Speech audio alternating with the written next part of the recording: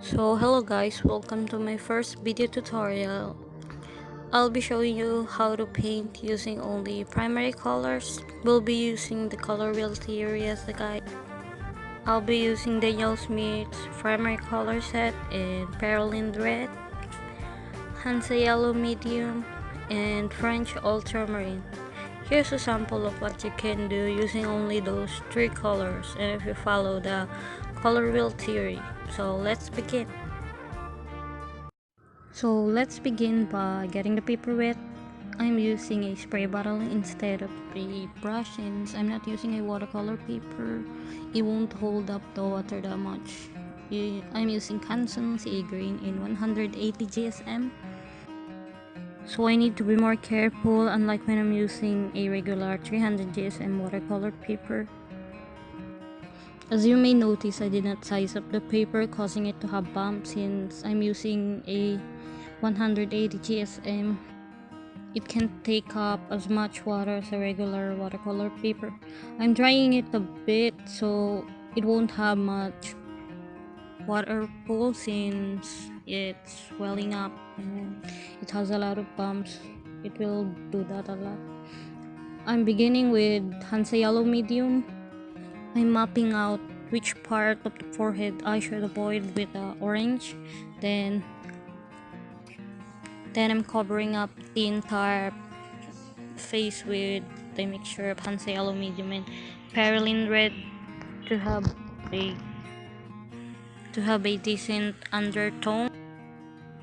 Around this part, you'll just need to add up the same paints, yellow and orange.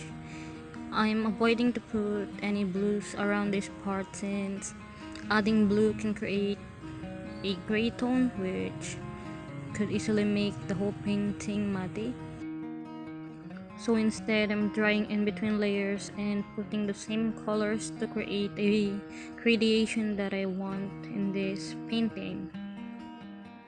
Before you start the painting, you need to analyze the whole picture and take a mental note on which part you should avoid for the highlights and which part you need to have a little bit more paint.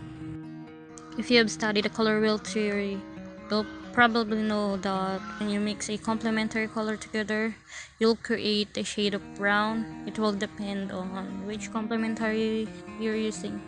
But that's the whole idea of using only three colors since the color wheel theory only uses the primary colors, yellow, red, and blue, to create the other colors in the color wheel. Around this time, I put the blue shade to map out the darker part of the face by not putting it earlier and only using the orange.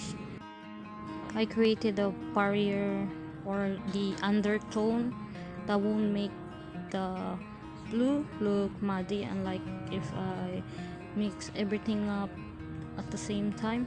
So yeah, you can always mix up the skin tone first, whichever you like, but if you're going to start with a skin tone, it will be okay to have an undertone laid out first before you put the brown shade to create or to give more depth in your painting.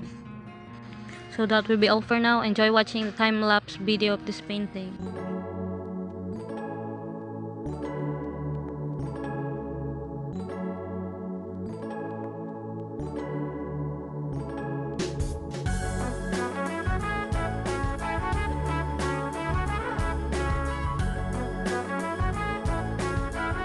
So that would be all for now. If you have any suggestions, just leave a comment.